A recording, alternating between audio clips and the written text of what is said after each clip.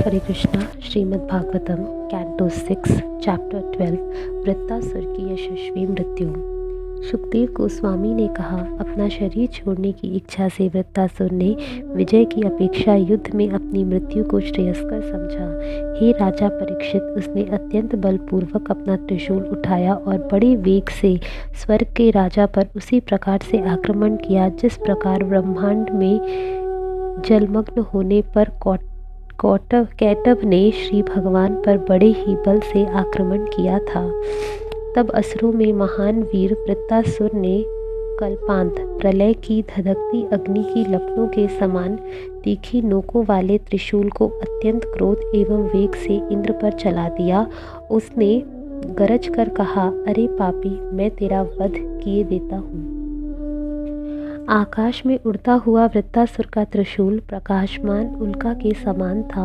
यद्यपि इस प्रज्वलित आयुध की ओर देख पाना कठिन था, किंतु राजा इंद्र ने निर्भीक होकर अपने वज्र से उसके खंड खंड कर दिए। उसी समय उसने वृत्तासुर की एक भुजा काट ली, जो सर्पों के राजा वासुकी के शरीर के समान मोटी थी। शरीर से एक भुजा के कट जाने पर ही वृत्तासुर क्रोधपूर्वक राजा इंद्र के निकट पहुंचा और लोहे के बल्लम परिघ से उसकी ठोड़ी पर प्रहार किया। उसने इंद्र के हाथी पर भी प्रहार किया, इससे इंद्र के हाथ से उसका वज्र गिर गया। विभिन्न लोकों के वासी यथा देवता, असुर, चारण तथा सिद्ध वृत्तासुर के कार्य की प्रशंसा करने लगे, किंतु जब उन्होंने देखा कि इंद्र महान संकट में है तो वे हाय हाय करके विलाप करने लगे।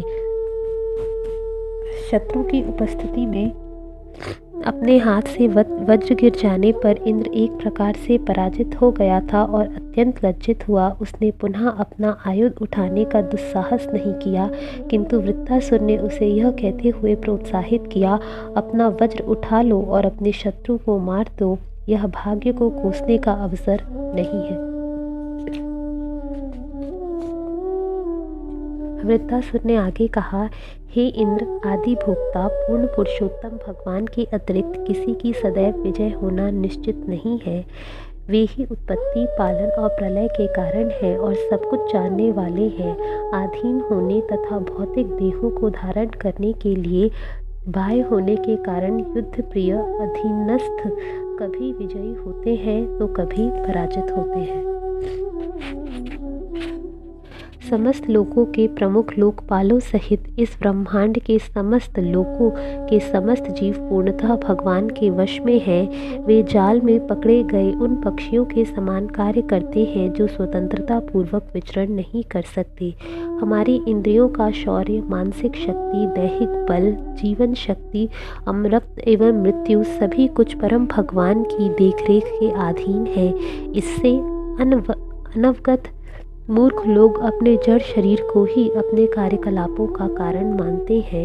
हे देवराज इंद्र, जिस प्रकार काठ की पुतली जो स्त्री के समान प्रतीत होती है अथवा घास फूस का बना हुआ पशु ना तो हिल डुल सकता है और ना अपने आप नाच सकता है, वरन उसे हाथ से चलाने वाले व्यक्ति पर पूरी तरह निर्भर रहता है, उसी प्रकार हम सभी परम नियंता पूर्ण पुरुषोत्तम भगवान की इच्छा अनुसार नाचते हैं।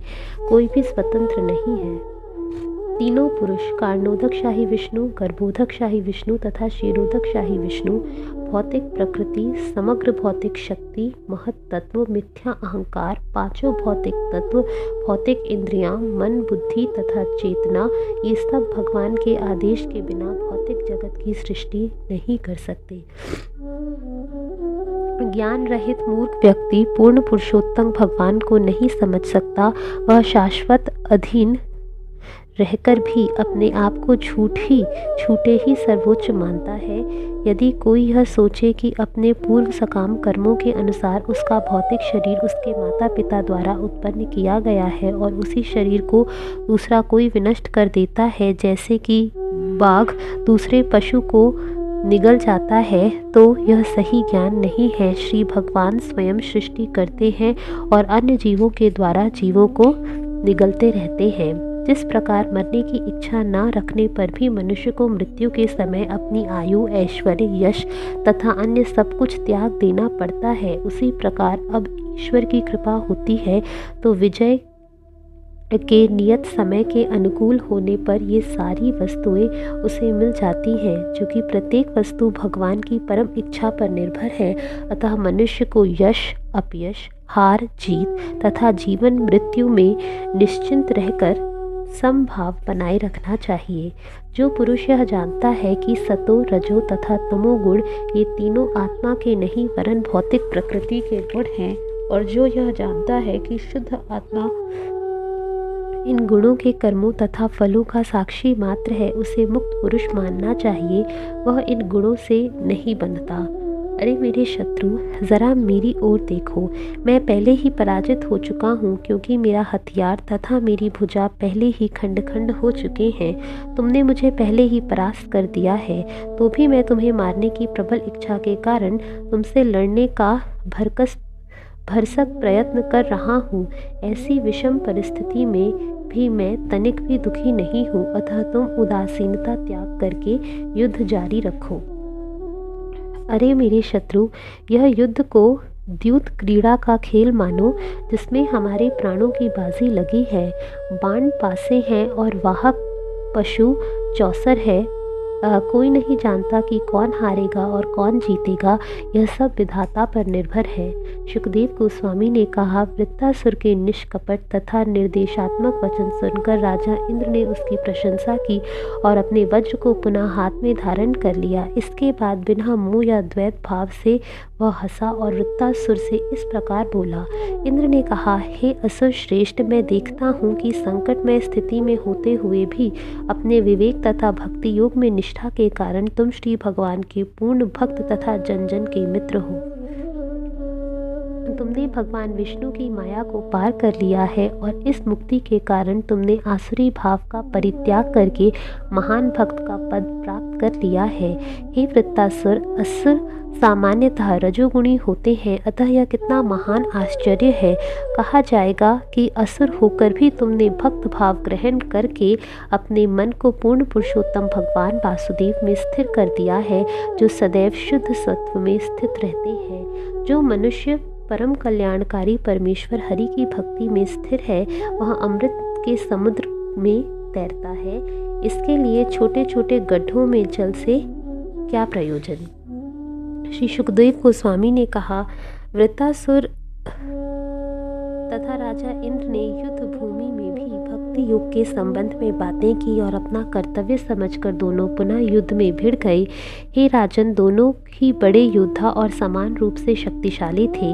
हे महाराज परीक्षित, अपने शत्रु को वश में करने में पूर्ण सक्षम वृत्तासुर ने अपना लोहे का परिघ उठाकर चारों ओर घुमाया और इंद्र को लक्ष्य बनाकर अपने बाएं हाथ से उस पर फेंका। इंद्र ने अपने शतपर्वन नामक वज्र से वृत्तासुर के परिघ तथा उसके बचे हुए हाथ को एक साथ खंड खंड कर डाला। जड़ से दोनों भुजाएं कट जाने से तेजी से रक्त बहने के कारण वृत्तासुर उड़ते हुए पर्वत के समान सुंदर लग रहा था, जिसके पंखों को इंद्र ने खंड खंड कर दिया है।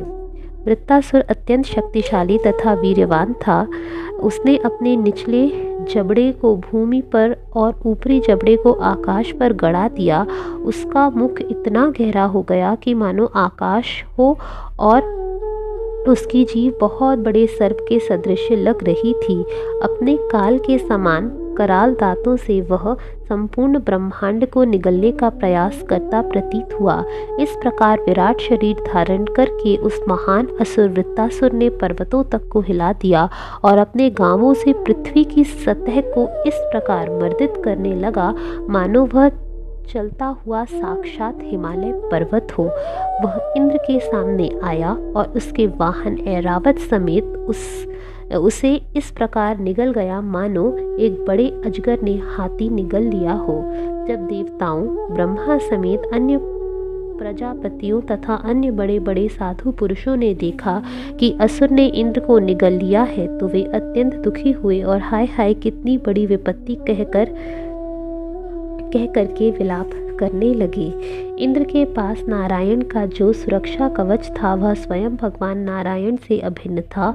उस कवच के द्वारा तथा अपनी योग शक्ति से सुरक्षित होने पर राजा इंद्र वृत्तासुर द्वारा निगले जाने पर भी उस असुर के उदर में मरा नहीं। अत्यंत शक्तिशाली राजा इंद्र ने अपने वज्र के द्वारा वृत्तासुर का पेट फाड़ डाला और बाहर निकल आया। बल असुर के मारने वाले इंद्र ने उसके तुरंत बाद वृत्तासुर के पर्वत श्रृंग जैसे ऊंचे सिर को काट लिया। यद्यपि वज्र वृत्तासुर के गर्दन के चारों ओर अत्यंत वेग से घूम रहा था, किंतु उसके शरीर से सिर को विलग करने में पूरा 1 वर्ष 360 दिन लग गए, जो सूर्य, चंद्र तथा अन्य नक्षत्रों के उत्तरी तथा दक्षिणी यात्रा पूर्ण करने में लगने वाले समय के तुल्य हैं। जब वृत्तासुर के वध का उपयुक्त समय योग उपस्थित होने पर उसका सिर पृथ्वी पर गिर पड़ा। वृत्तासुर के मारे जाने पर गंधर्वों तथा सिद्धों ने हर्षित होकर स्वर्गलोक में धुंधियाँ बजाईं। उन्होंने वृत्तासुर से संहर्ता इंद्र के शौर्य का वेद स्तोत्रों से अभिनंदन किया और अत्यंत प्रसन्न होकर उस पर फूलों की वर्षा की। हे शत्रुओं का दमन करने वाले राजा परीक्षित, तब वृत्तासुर के शरीर से सजीव ज्योति निकलकर बाहर आई और भगवान के परम धाम को लौट गई। सभी देवताओं के देखते देखते वह भगवान संकर्षण का संगी बनने के लिए दिव्य लोक में प्रविष्ट हुआ। हरे कृष्ण।